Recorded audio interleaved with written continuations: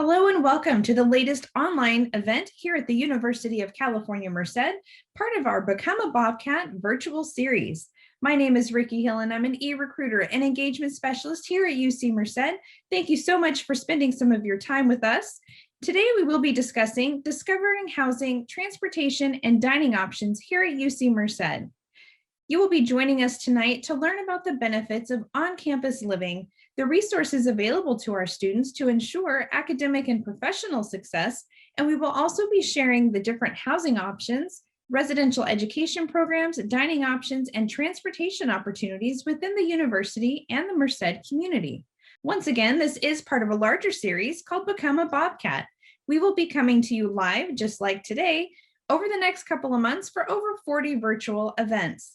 You and your family will have the opportunity to explore our campus in virtual tours, drive-through tours. You'll be able to learn about our academic programs, courses that we offer, research opportunities, student support systems, as well as student panels. We do have a website for you that you can take a look at those events and get registered for those 40 events over the next couple of months. We will go ahead and drop that in the chat so that you can take a look at that at your leisure. Before we get started, let me give you a couple of quick tips. If you need to adjust your audio settings, do so in the lower left corner of your screen. If you'd like to adjust the size of your window, you can click View Options in the upper portion of your screen. Also, we would love to hear from you during this event. Please submit your questions using the Q&A button at the lower portion of your screen. Go ahead and send those questions in to us. We will answer those behind the scenes, as well as during a live question and answer session at the end of this event. Once again, thank you so much for joining us for this Housing, Transportation, and Dining Options at UC Merced event, part of the Become a Bobcat series. At this time, it is my great pleasure to hand things over to my colleague, Scott. Hello, everyone. My name is Scott Lepla. I'm one of the Associate Directors for Residence Education, and our team is the team that helps orchestrate campus life on campus in the fall. We're excited to welcome Bobcats back to campus. The Res Ed team has been here all year and it's been too quiet. Life on campus is designed to create connections between students and faculty and staff that help multiply the value of your classroom instruction. And we consider the residence halls laboratories for learning about yourself, for learning about others, and learning about community. And we're ready to welcome you back into the lab this fall. Our RAs will get to know each of you, importantly, and help you get to know others in your community and on campus.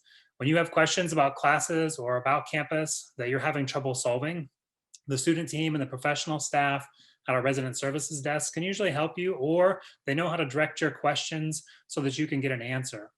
Fall 2021 is going to be characterized by small group activities coupled with continued online and campus support from our office and from our student staff. In our next slide, we'll talk about a bit about how campus life will be characterized and our approach to a healthy campus in the fall. So while we'll be open, it's unlikely that COVID is going to be entirely gone. If current trends hold steady, we'll open to a much safer fall term in 2021. However, some of the defining characteristics of campus life will still be impacted by COVID. A lot can change between now and fall, but here's what we think campus will look like. One, a healthy campus is going to be defined by 3 areas: a healthy self, informed self-awareness, and protecting each other. And our campus life is going to center around these 3 things. A healthy self is created by continually keeping an eye on the 3 C's, avoiding crowded places, minimizing close contact with others, particularly and while wearing a mask, and avoiding confined or closed spaces where there's not a lot of air exchange. So a lot of our stuff will be outside. There'll be opportunities to interact, but we'll still need to wear face coverings.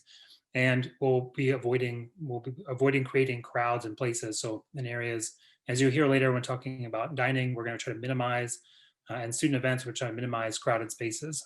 A healthy campus is also going to be sustained by each Bobcat having good information about their own health and well-being. And this means taking stock of how you feel each day and reporting in symptoms when they're present. It also means participating in weekly asymptomatic testing to help identify COVID in the community and to address it before it can spread. A healthy campus creates new opportunities by protecting each other. And for the Bobcat community in the fall, on campus, timely and enthusiastic participation in quarantine and isolation housing is one of the most important ways each of us can contribute to a safe community. If you're exposed or have symptoms, you may be asked to move into a temporary assignment to ensure that we limit the risk to others. When you're packing for fall, you want to make sure that you have a plan of what you'll need if you have to move into a temporary room for up to 14 days. An extra bag or a checklist of medications or other things are helpful if you get asked to move into quarantine housing. Vaccinations are and will remain crucial to return to normal life on campus. They help limit the risk to you and to others, and they're strongly encouraged. If you get vaccinations, keep your card accessible when you move. Finally, a healthy 2021-2022 will only happen if all Bobcats cultivate a respect for needs that aren't immediately apparent. Staying safe and keeping others safe requires adjustments to all parts of our community. And sometimes the changes may not seem obvious to you, but they exist to help our Bobcats who need extra support and to stay safe. Come excited for our wonderful campus housing experience, but be ready to do your part to help contribute to everyone's experience in the fall. I'll now introduce Maria Rosales, Associate Director for Living Learning Communities, to talk a bit about these programs in our community. Thank you, Scott. Hello, everyone. My name is Maria Rosales. My pronouns are she, ella, and I do speak Spanish. Yo hablo español. Today, I'm going to speak to you about Living Learning Communities. These are, in my opinion, very awesome programs set up for students to succeed. Because not only are they held within the living learning community environment within your resident hall, but these programs are partnership programs that are intentionally created to have a seamless access to resources for a better student experience. They're also designed to enhance student learning with group projects, study groups, and exploration of activities. They encourage persistence, they spur intellectual development, and they engage our students in special projects. And it also bridges the gaps between student in-class and out-of-class experiences. On the next slide, I'd like to talk to you a little bit about why students join Living Learning Communities. Students who join Living Learning Communities have like-minded interests and share the same academic goals. They receive strong support of their peers, but also their graduate mentors, faculty, and staff that are dedicated to that program. They receive support and resources for their academic, personal, and career growth. And they receive intentional programs that provide students with opportunities for their development within their interests. So what can you expect when you join a Living Learning community?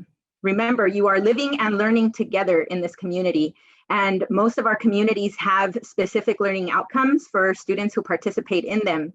But for the most part, these are some common things that you can expect to have part of your Living Learning community. For the majority of the students, they take either a common course, usually it's undergraduate studies, or a course specific to the Living Learning community. For example, our Afro Hall, all of our students in that Living Learning community take Black Identities courses together. Participation in student sessions, study groups, and problem-solving activities. Your Living Learning community will organize these type of sessions where students can learn together and challenge themselves alongside each other to solve problems through different activities.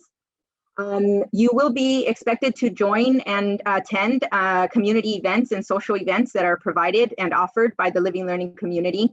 It's important for the students to meet with their program coordinator or their graduate mentor a minimum of 2 times per semester. This is for academic coaching, support, and mentorship. Some of the LLCs also have staff that support the students, and so you'll have an opportunity to meet with other peers, peer mentors, or staff that is dedicated to your Living Learning community. And also for some of these Living Learning communities, you can develop a strong connection with faculty, because we do have faculty that are involved in these Living Learning communities. And we encourage that you attend faculty office hours, not only to gain insight and deeper understanding of the coursework, but also to build relationships for future opportunities that might be either research or letters of recommendation for your next endeavor after UC Merced. So what kind of Living Learning communities, or what type, or what interest and different opportunities do these Living Learning communities offer? Currently, we have these Living Learning communities at UC Merced, and I'll talk a little bit about each one briefly. At the end, I will provide some resources and information on where to go and who to contact if you would like more information.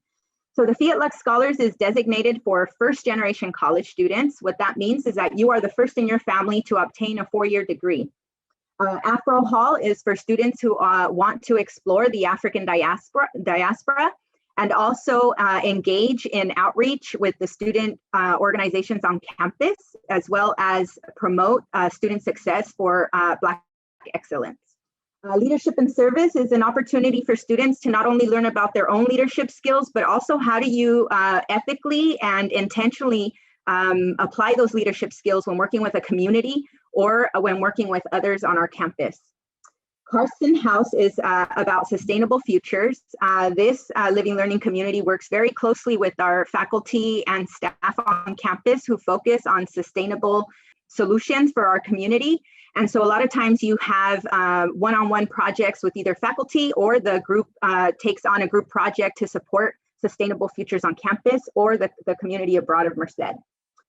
Vaughn House is an opportunity for our engineering majors, our computer science majors, our math majors. This is an opportunity for you to get trained on certain programs that you will eventually need anyway, like MATLAB, Mathematica, and Python. And you are able to work with faculty to solve problems and real world problems and use math and computers to do so. A perfect example of what you could potentially be doing with that is that our math, applied math faculty were the ones who created and advised us on what would be the safest way to open our campus. And so I saw some awesome work that was done through that type of work in that field. Aristotle House is an opportunity for folks who are interested in the field of education. You develop leadership skills through service, but you also get to explore different opportunities in the careers of education, whether that might be teaching or administration. And so you get the opportunity to be able to meet folks in different aspects of the education field. Beyond the MD is a program that supports students who want to be in the health field, but not necessarily be a doctor. In this living learning community, you have the opportunity to listen to other physicians or different types of occupations in the health field to talk about career paths. However, you also get to hear from faculty directly about the science and the research that they're working on, and are able to use some of that information to inform your career choice. And so this is an opportunity for you to pull out your cell phone and take a picture of these resources, because here I have listed the LLC website. In this website, you will learn about all of our living learning communities. The next link is an inventory of our living learning communities. It tells you where they are housed, what building they are allocated to, how many students are allowed to apply or are accepted, sorry, not allowed, accepted to the LLC, and also a description of what the LLC intends to have with learning outcomes for students. And if you have general questions, my name is Maria Rosales. I'm the Associate Director of Living Learning Communities here at UC Merced. And you can either reach me by email or email us at residenceeducation@ucmerced.edu. I would now like to pass the Zoom floor to my colleague, Sean, from Dining. Thank you very much. I would like to start out in talking about dining, to just point out that all of our websites are very informative and up to date and always brought up to current. And a lot of people, a whole team of people, work hard to make sure all of that information is there and accessible to you. So take note of the dining website as well. You can take your phone out, take a picture, go to these websites. Everything that I say here is also stated on the website, and even more. When you come to campus for dining services in particular, to purchase food with your meal plan or purchase food with CAT dollars, you'll need your CAT card. We do have a mobile ID that you can load up onto your phone that will allow you to purchase food in the dining system. And as you can see, there's a lot of reasons to have your CAT card handy. This year, we've been running with just one dining center. All of our retail and our second dining center has been closed due to the pandemic, and that will open up as circumstances allow. But we have one dining center. It's our large dining center, the pavilion, and that's where you would pay with your meal swipes from your meal plan for all you care to eat meals. You can also pay with CAT dollars and credit card, but most of you will have a meal plan that allows you to just go in as frequently as you need to get the nutrition that you need. This is a picture of the Pavilion Dining Center. It's a large facility. It's our new facility.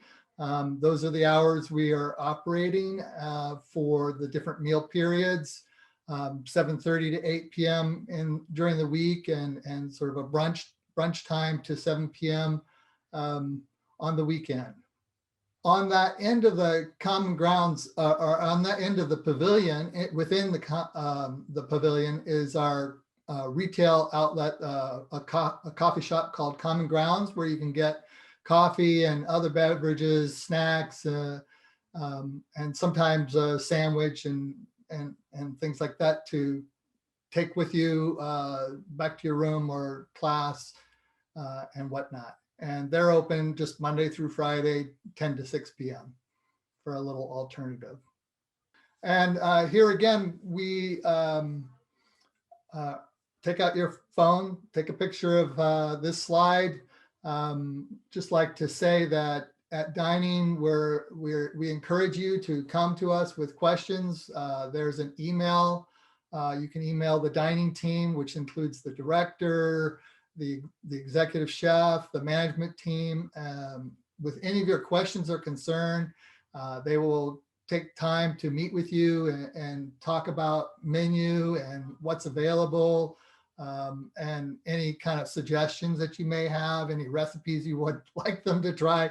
They love to talk about food, and will really do their best to make sure that you get what you need to be successful at UC Merced.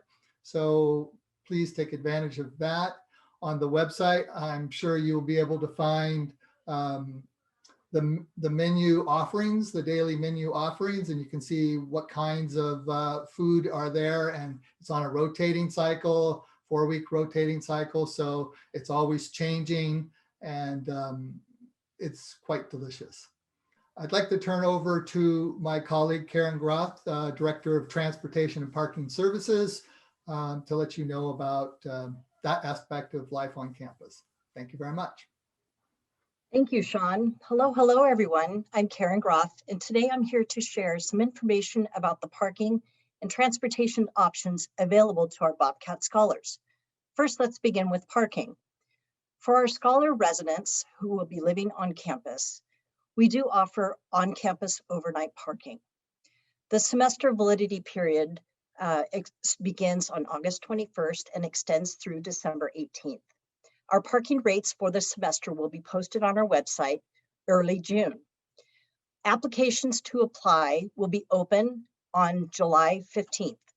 You can visit our TAPS website to get those applications. Again, they open up on July 15th. Once you have applied, it will take about 3 to 5 business days for your award notification to be delivered. For our scholars who will be commuting to our great campus, the validity period for that parking semester will be August 23rd through December 17th. And like our on-campus overnight parking, the rates will be posted in June. And they will be, you can log online to ucmerced.newpark.com to apply for that. We will also have daily parking options available in addition to our semester permits, and that's through our Way to Park mobile app. That information will also be available on our website. Freshman commuters are eligible to apply for on-campus parking by exception only. And what does that mean? If we have freshmen who are commuting to campus that are active military, they have a health or mobility need that requires them to have access to their car on campus, if they have an off-campus job that is not serviced by our fixed route service, they can apply for on-campus parking. And if they're commuting to UC Merced from outside the community, they would be eligible to apply as well. The applications for those exceptions will be open and available beginning July 15th, also on the TAPS website. Now let's talk a little bit about transportation. Our CatTrax campus shuttles are available and all of our students can ride. They must show their CAT card to ride. Face masks are required to keep everybody safe, and there are no standees allowed. Due to COVID and to maximize the physical distancing, reduced seating capacity has been applied. Our CatTrax offers connections to medical, doctors, prescription, grocery, retail, dining, banks, and downtown Merced as well. Additionally, we have other transportation partners that enhance the mobility experience for our scholars. We have a partnership with our local county transit authority, which provides additional connections within our great town and then outside into neighboring counties. Our Amtrak station comes into Merced and provides connection to UC Merced as well.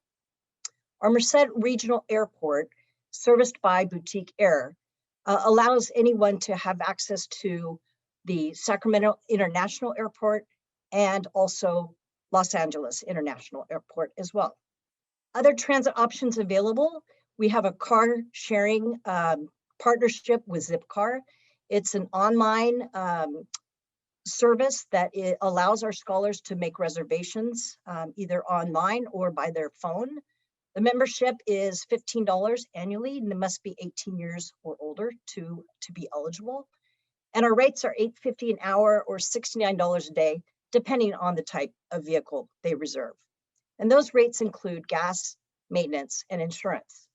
Uber and Lyft have a presence in the Merced community, and Greyhound is also has a station in Merced as well. Here's another photo op for opportunity for you.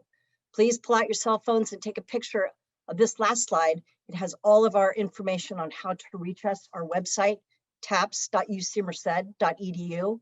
You can also email us at taps@ucmerced.edu or give us a call, and one of our ambassadors will be more than happy to assist you. With that, I'd like to pass it off to my colleague, Wei Ling, who will talk to you about your housing experience. Thank you. Wei Ling. Thank you. Hello, Bobcats. My name is Wei Ling Chen. I'm the Director for Housing Services. As you can see on the slide, these are the questions that you may have about the housing application process for fall 2021. Now, let me just say that this is a lot of information. So if you want to take pictures of the slides at any time, again, a lot of these information, I would say everything that I'm going to share with you here are on the website. So please feel free to, to get back on the website to get the details. We're always here to answer questions. You can email us and call us. And so, we're gonna go ahead and go to the next slide. Okay, first year students coming in fall 2021 are required to live on campus for 2 years. So fall 2021 and fall 2022. However, if you're within that 45 miles radius, you can apply for exemption. So to start with, every student, whether you're going to apply for exemption or you're going to live on campus, your first step is to complete the housing portal application or preference form for first year students, so that we can get all the details from you, whether you want an exemption or you want to live on campus. That I want to share a little bit about this 2-year live on requirement.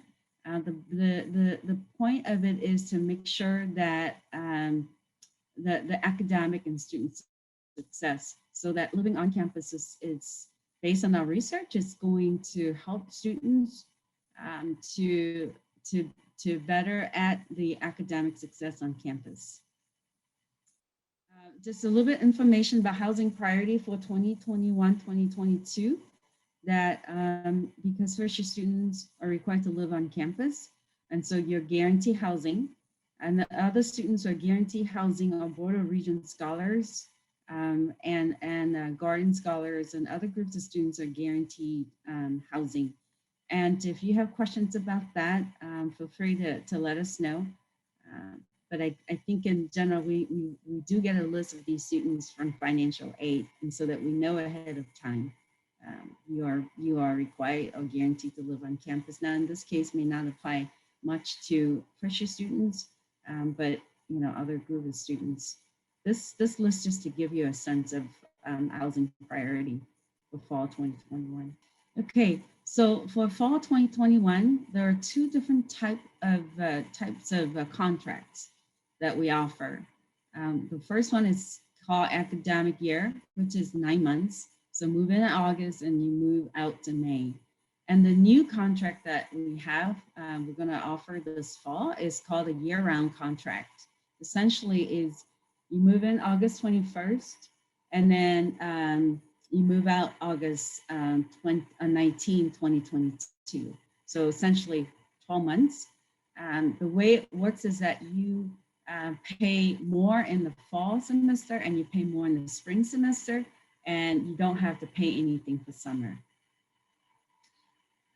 So to find out more about the rates for room and board, I would recommend that you go to the housing website that I put up here.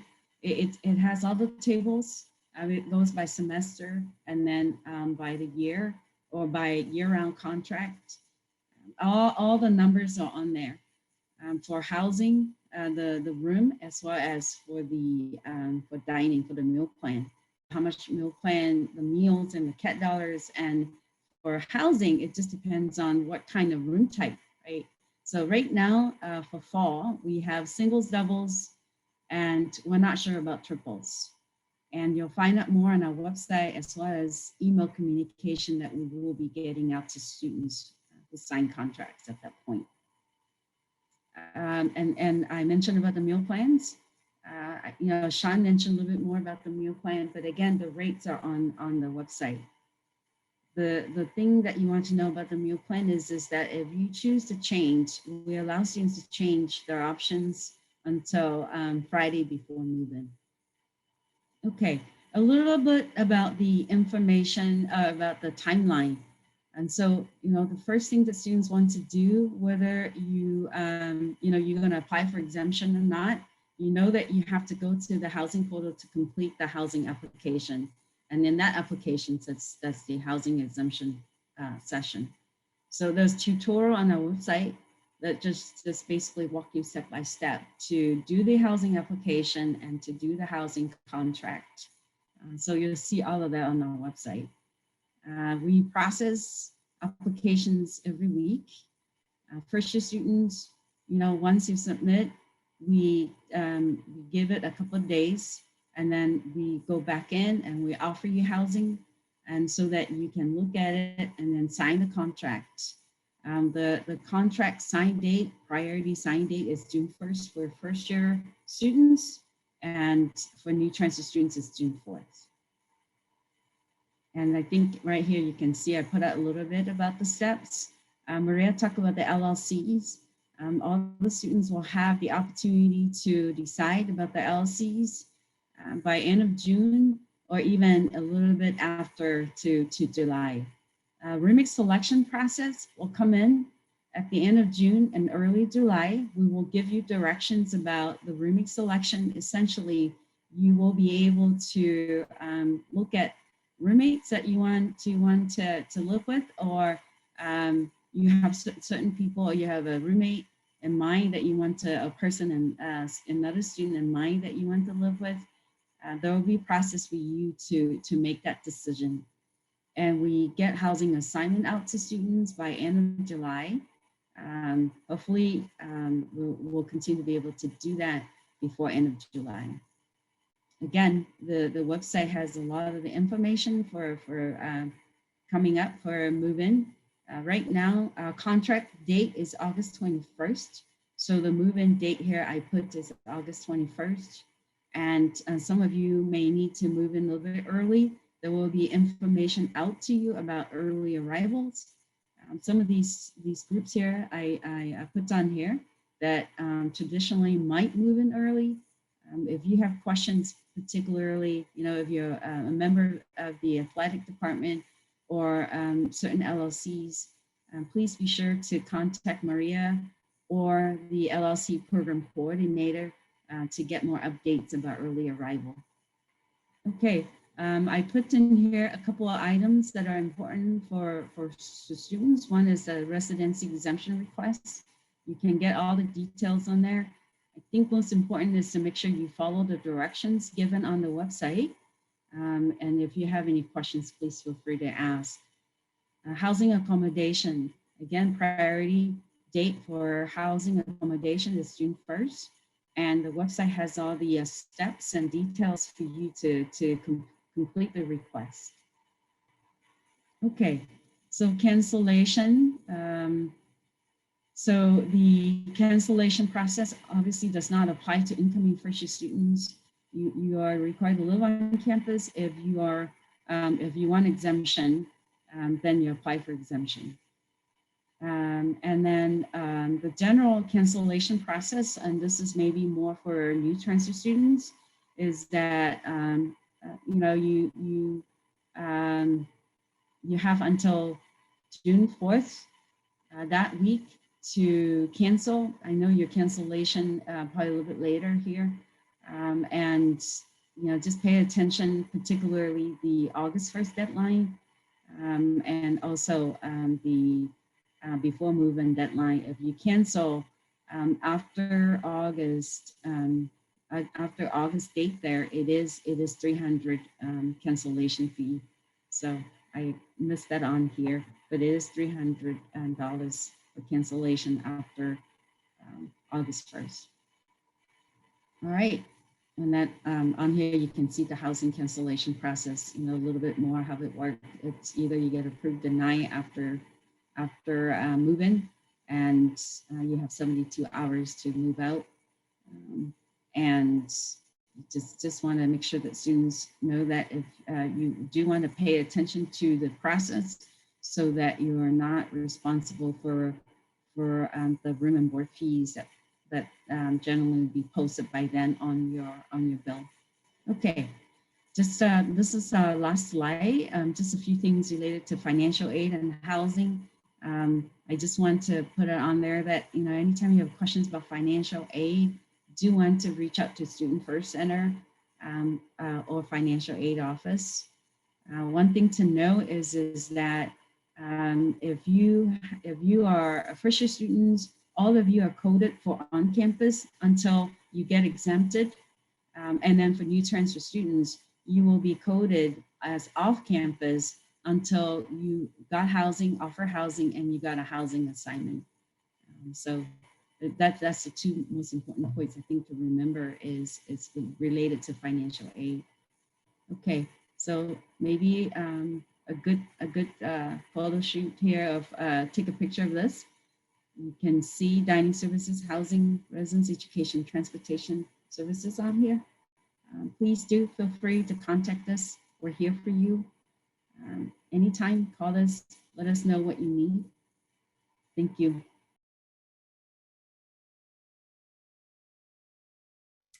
Hello, everyone, and thank you so much for that great presentation. What an amazing opportunity our audience has had to gain so much information and insight for housing and dining and everything else related to those two topics. Right now, what we are going to do is jump into some live question and answers. So if we can go ahead and have everyone, all of our expert panelists, if you all can rejoin us on camera, that would be great. We are going to go ahead and rejoin, and so we can see everyone's happy faces here during the question and answer. So one of the questions that we do have coming in, and I will toss this one over to someone in the housing department. Wei Ling, maybe you can tackle this one, has to do about what we will be doing for single rooms. Will we have any type of single room opportunity? Yes, so I think it's when I talk about that, yes, the answer is yes, but also I want to give you a little bit of context, right? Is that at this time, all our students on campus are in singles. And we believe, given what's going on with COVID and vaccination, that we will be able to have singles and doubles on campus. And we hope to even have triples on campus for fall 2021.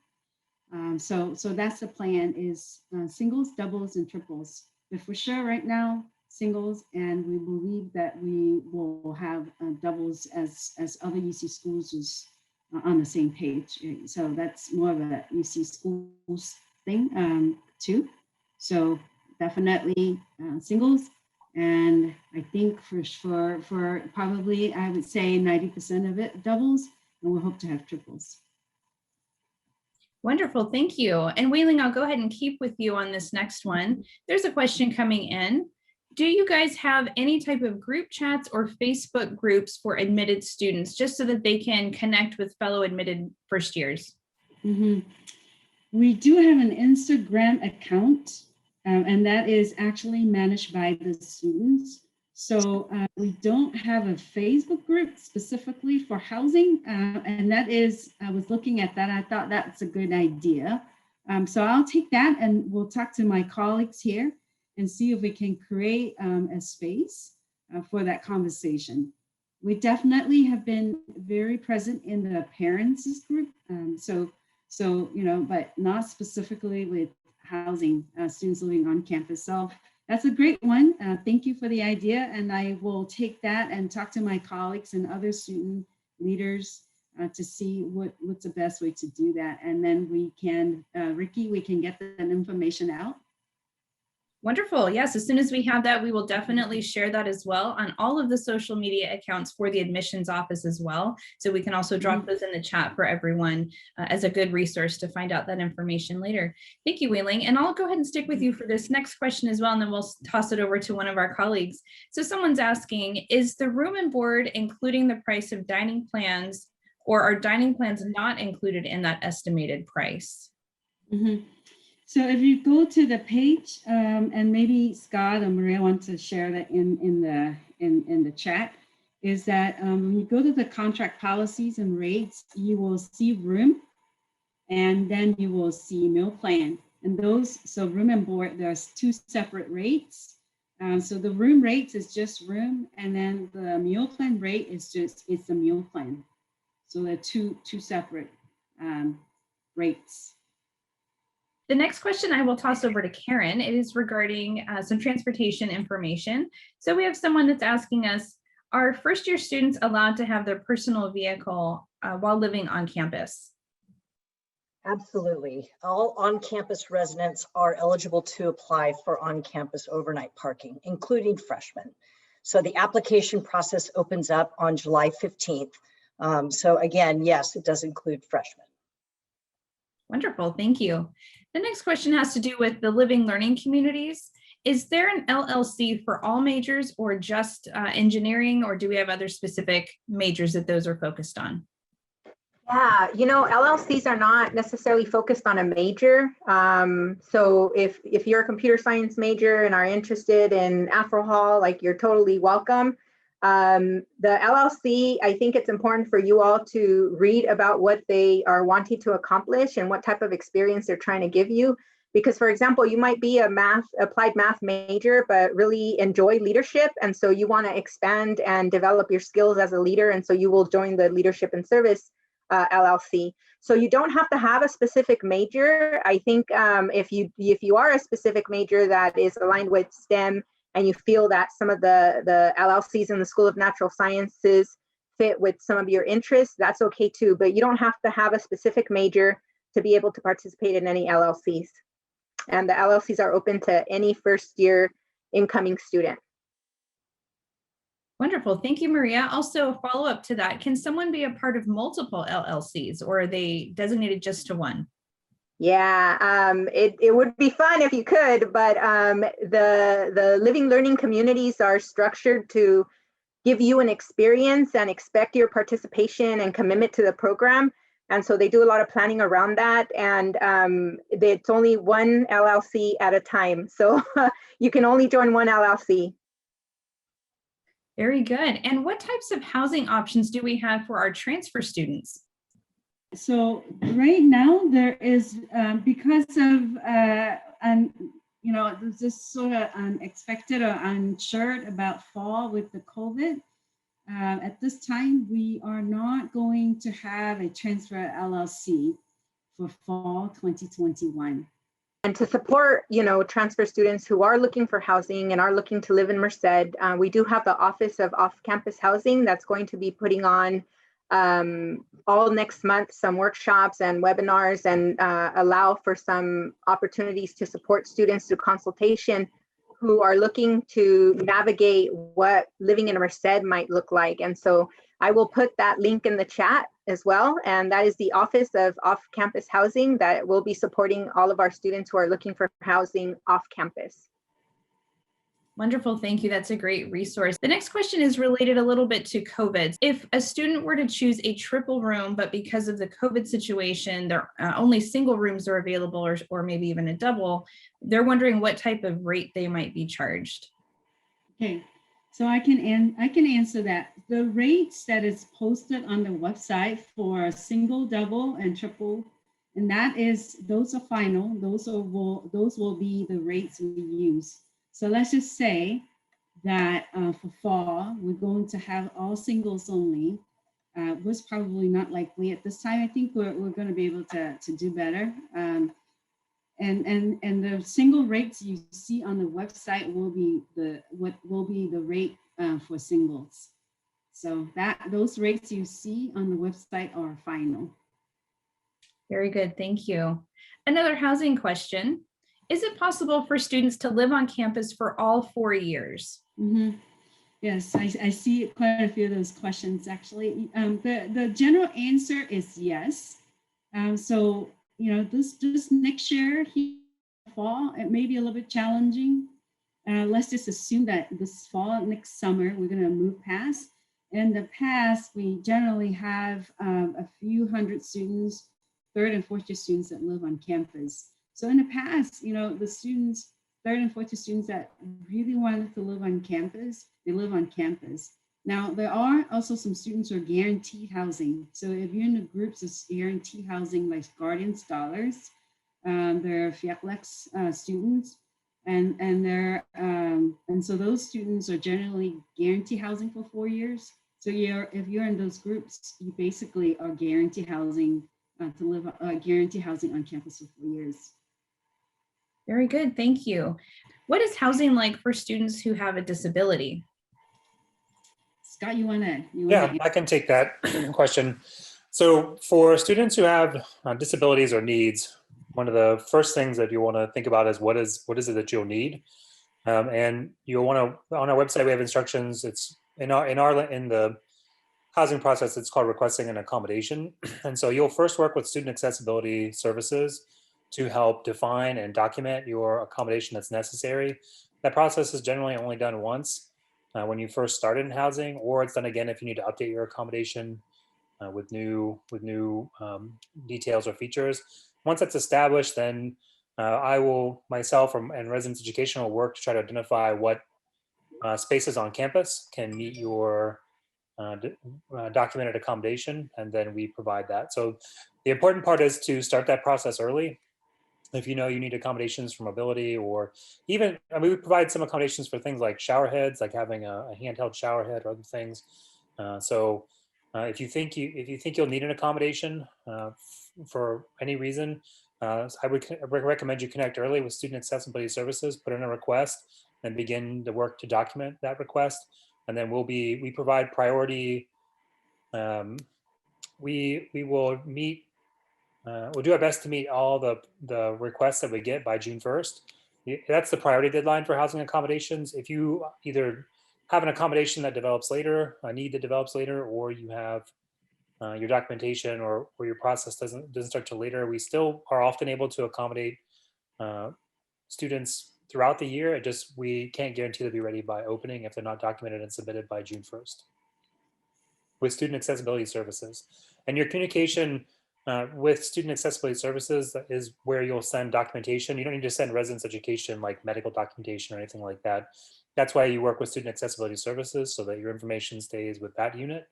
And then in housing works specifically on the accommodation that's documented with you and with SAS. Hopefully that answers your question a little bit. Very good, thank you so much. All right, moving on to the next question here. So let's go over to our meal plans. And Sean, would you be able to talk a little bit more about meal plan options as well as what types of cuisine that we offer? Yes. For all of the residents who live on campus, in one of the dorm rooms are required to select a meal plan, and all of the meal plans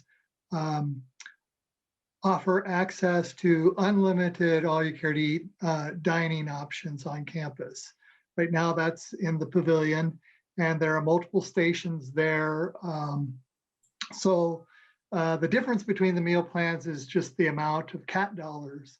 All of the plans, the base line of the plan is that unlimited access. So you can go in for a snack, you can go in for a meal, you can go in and just hang out with your friends under normal circumstances when we're more open, and that kind of thing. And then the CAT dollars, which allows you to buy, food at retail operations or printing services and the like.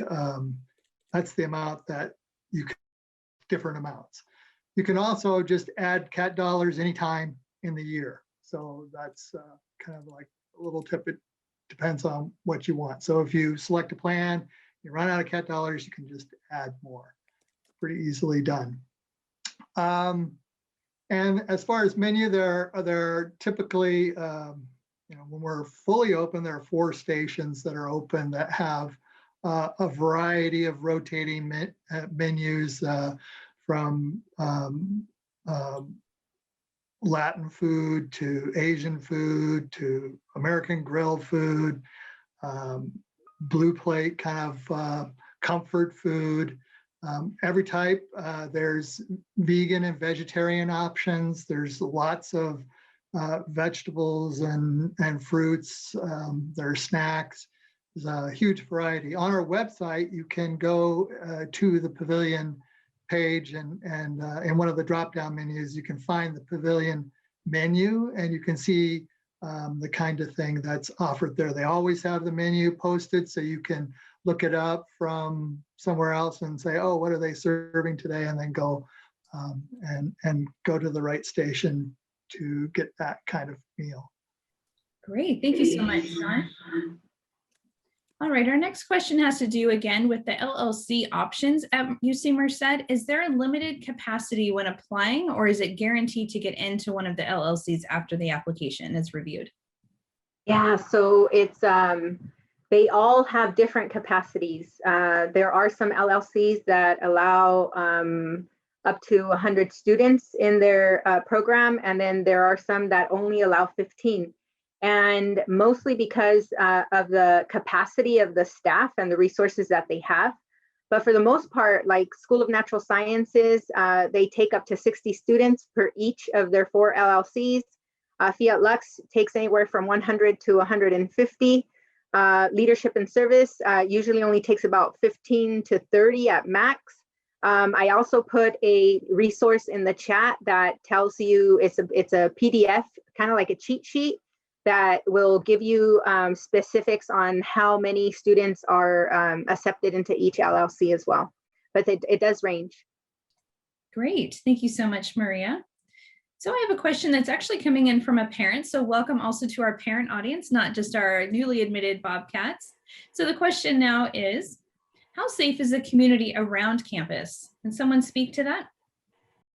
Yes, I can talk to that. I can speak to that. So the community immediately around campus is actually all cows, so it's very safe. The campus itself, you may not have been here.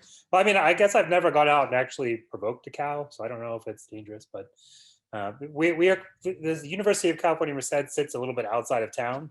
So in that regard, we are kind of pastoral in that sense, where we're out in the country. So the immediate area is pretty safe. The city of Merced is also, depending on where you're at, it can be pretty safe. I mean, if you're looking at off-campus housing, or you're looking at different areas where you might want to live, you can find crime statistics from the city. I'd encourage you to look through that information and see, because I mean, it's hard to know when you ask that question. It's hard to know. Everyone's experience of what they're looking for is different. And so I'd encourage you to browse around through the city statistics and take a look. But from my experience in living and working, I live in an area near the campus, and it feels safe to me. But it's safe for me based on what I'm looking for. So I think using some of the city resources might provide you with information. You can also take a look at the at the UC Merced, UCM Police Department, and the Public Safety website has our Clery statistics. They publish that annually, and so that can give you some idea of the amount of crime, like reported crime that's happening on campus, if you're looking for some places to start. That question is just so, it's sometimes it's very personal, so those are some resources that can help you tailor or look for your answers. Thank you, Scott. I can speak personally to that as well. We have a wonderful university police department located on campus, as I believe was mentioned. They also offer escort services. So if there's ever a time of day or in the evening that someone is feeling uncomfortable, students are welcome to hit one of the buttons on the blue lights that are on campus. I believe they're about every 100 feet apart. Someone can correct me if that's not right, but they're pretty close together, and you can ask for an escort to get any place on campus. If for whatever reason you're just feeling a little bit insecure about walking, maybe it's just dark out. I've been at the university for almost 7 years, and I've been there all hours of the day and the evening, working all different hours, and I've never had an issue feeling unsafe even walking to my car in the parking lot. So hopefully those little testimonials will mean something to you for that parent who asked that great question. Thank you again for that. Oh, sorry, Ricky, I should add, and I don't know if Scott mentioned it, but there's campus security officer program. So we have campus security officers, and these are students who are trained by the police and supervised by the police department on campus, that going around campus basically all night long, all day.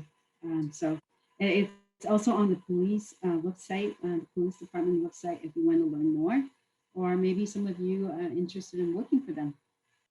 Thank you, Wei-Ling. Yes, it is also another great point to mention. So this next one's going to be kind of a quick answer, I think, so I'll toss this out. What type of high-speed internet service is offered within housing? So on campus, we have two kinds. Well, depending on where your placement is, we have two kinds of internet available. So on North Campus, which is the Summits, Cathedral, Tenaya, Half Dome, and then Sierra Terraces, Mariposa, and Tuolumne. Those will be the buildings that'll be, right now we're planning for fall. Those have Wi-Fi, so high-speed Wi-Fi. It's always hard to categorize data speed. I'm sure, I mean, that'd be a good question. I think probably IT could provide some answers there if you really are looking for a number. It fluctuates based on usage, but I mean, students stream regularly, and they've been attending classes, remotely using their resources, and it's a very stable and robust network in the residence halls. The buildings being new, were all designed with Wi-Fi in mind. So, I mean, compared to some campuses I've worked at where there are significant dead zones, we don't really have those. So that's one layer is the Wi-Fi. And Wi-Fi is on every building on campus, north and south. On North Campus, we also have Ethernet connections. So there are ports for wired internet connections as well on the north side in those buildings that I named earlier. Great, thank you, Scott. And what type of recreational type areas or amenities do we offer at UC Merced, or maybe close by? Yeah, so within the residence halls, we have this kind of recreational common space really in three main layers, right? So most of the individual floors have some common space that's really used for small gatherings and studying. You can think of this like a floor lounge. So, somewhere on your floor, there'll usually be some kind of common or gathering space where folks can get together and study. And right now, those have been closed or limited in capacity due to COVID, and we'll see where we're at in the fall, but we're hoping those can be reopened in some capacity for folks to use. And then within each building, in each community, there's often other common spaces. This can include larger lounges on the first floor. It can include community kitchens. It can also include, some buildings have game rooms. Half Dome has a large game room. There's a large game room for all residence hall students in the terraces, Valley Terraces Center, that has pool tables and foosball. And so, and those kinds of resources exist around campus and in different levels depending on where you're living. So there's always some kind of common space. That's just in the residence halls. And then within the campus itself, there's also, there's the Lantern, which is our cafe where they serve coffee. There's also the rec center, which has, indoor and outdoor recreation options. And then for recreating in general, we're right next to Lake Yosemite, there's a great walking path that goes over to the lake, and there's picnic tables and beaches and like a little promenade to walk out onto the water. So it's a really nice area for recreating. Wonderful. Now we are getting close to our wrap-up time, but I know we have so many questions coming in. I do want to try and get to as many as possible. So I will allow us to stay over for just a couple minutes, and we will definitely try to squeeze in as much as we possibly can. The next question coming up: what type of appliances are allowed in the dorms? So mini fridges, microwaves, coffee pots, those types of things? In our resident resources, and also on all our information about coming to campus or moving to campus, we list you're allowed to have a refrigerator that's limited in cubic feet, and the requirements are posted on our website. You're also allowed a microwave that is no more than 900 watt microwave in your room. Those are the only, and you can have a single serve coffee maker. So like a Keurig or other kind of single serve coffee maker.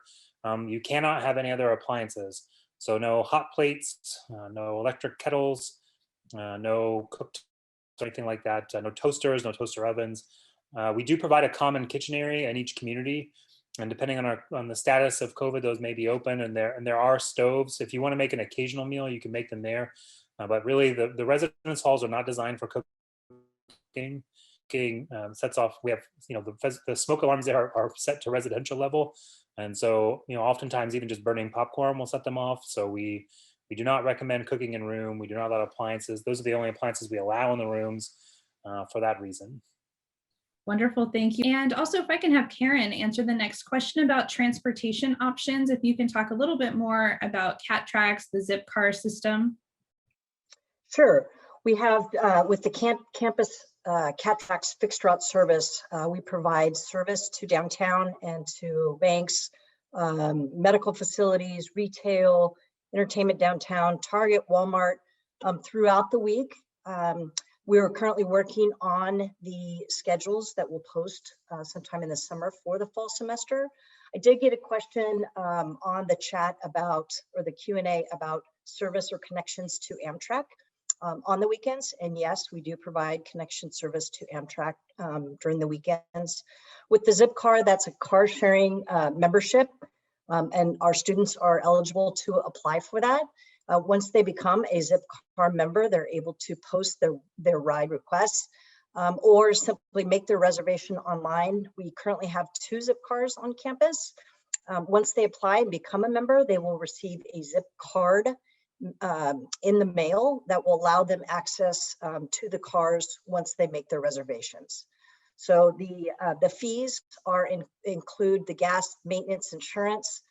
So for those students that are coming to campus that don't have access to a car or want to supplement their transit experience, they can become a Zip Car member and use that as a mobility option.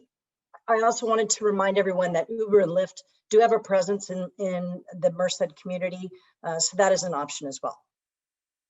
Wonderful, thank you, Karen. Great information as always. In case it hasn't been mentioned earlier, our campus does have a new portion for the fall 2020 that is open. So we do have a new pool that is there, a tennis, a recreation field, a basketball court as well. So make sure that you take a look online. We do have virtual tours available there that you can check out as well. That'll give you a little bit more information about in a moment when we do our close.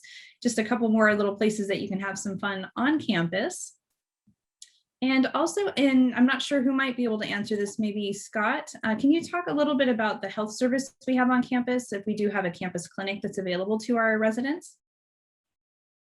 Yes, the Student Health Center is available. And so I would their website breaks it down, but they are a full service student health clinic. They have the capability to fill prescriptions. You can see a physician, a nurse. They offer, a lot of our students receive a broad variety of their healthcare services from the Student Health Center.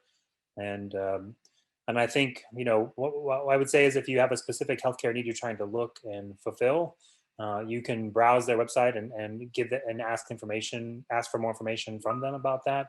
But also they can help connect you to other resources within the city of Merced that may also work with your insurance as well. So there's a lot with healthcare, it gets tricky when you start working with, the insurance that you have, the student health insurance program, but the Student Health Center is located they just moved to a brand new building over by the transportation center there on the next to the Bellevue lot. Very easy and convenient to get to, and a really nice facility for students. Wonderful, thank you, Scott. Just time for a couple more questions. The next one is specific for housing and the exemption. So for students wanting to have that exemption, when will they find out whether or not they've been approved? We started going through them, and so we will go through them every week, and students will know before June 1st, right? And so we're trying, the deadline is sort of pushed a little this year for a lot of things. And so June 1st, if you even if you submitted June 1st, we're trying to let you know by June 1st. And so what most important is that you want to get it in by June 1st. And we're hoping to sort of clear everybody, the latest in that week, right? June 1st, June 2nd, June 3rd, June 4th. So, and in that time frame. So we want to go into processing pretty quickly.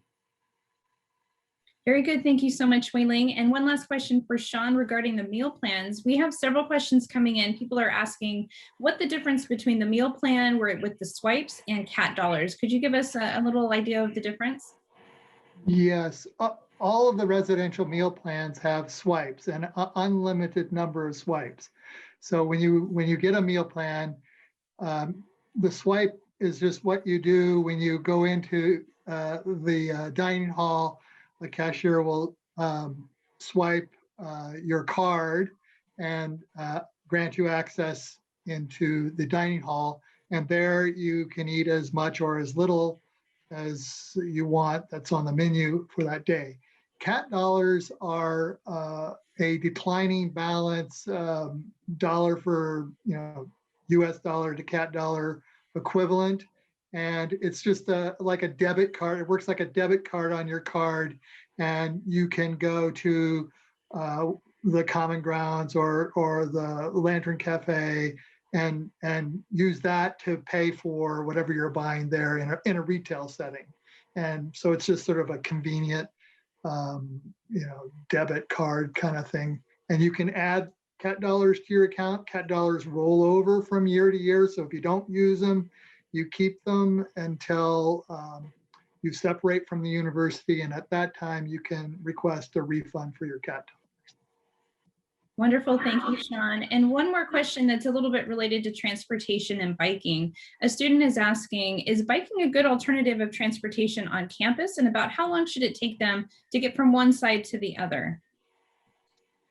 That's a great question. Yes, we have ample bicycle parking, bike lockers on campus to secure your bikes as you circulate on campus. I think it's an awesome opportunity. If you're commuting in on our Cat Tracks buses, they incorporate bike racks onto each of the buses. So bring your bike, and once you get off the bus, you can ride around the campus. It's a gorgeous campus. To get from one end to the other on your bike, it's probably maybe 7 or 8 minutes. It's wide open spaces, so it's an awesome opportunity for you to experience the campus on your bike. Amazing. Thank you so much. And thank you to everyone who's been not only in our audience, but all of these expert speakers, everyone behind the scenes answering the questions as quickly as their little fingers could type behind the scenes. This has been one of our favorite events. It's always very popular. So thank you everyone who's been in attendance. At this time, however, we do want to respect everyone's time. We have gone over a few minutes, so thanks for hanging out with us. Let me go ahead and just give you a couple of quick things before we wrap up this evening.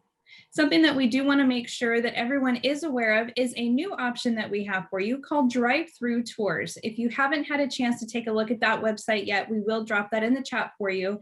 It is a fantastic opportunity for you and your families to get a firsthand look at our campus right from the comfort of your vehicle. You can drive on campus and you will scan some QR codes, take a look at the map and all of the different tour stops. You will even get to hear great information from our student tour guide. So who better than a student tour guide to give you their firsthand experience.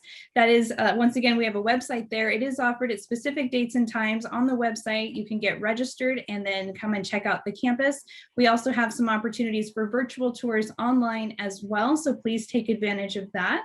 Something else I want to mention before we do our close is that this event tonight about housing and dining, residence life, and residence education, and the LLC program as well, is part of our Become a Bobcat virtual series. We will also provide that link for you in the chat where you can take a look at over 40 different events that we are offering over the next couple of months. Take a moment and get registered for some of those upcoming events, including topics such as financial aid and study abroad. We will be offering those, as I said, over the next couple of months, events just like this one that you joined us for tonight, with an opportunity for live question and answer, just like you participated in just now. Once again, a big thank you to our expert panelists. Keep the questions coming either through email to us or all the different means of social media that we do have for you. You can always Google anything UC Merced with our office if you missed out on any of that great information tonight, and more than likely we will be the first link that pops up in those search results. Once again, a big thank you. My name is Ricky Hill, and I hope to see you at a future Become a Bobcat event. Have a wonderful night.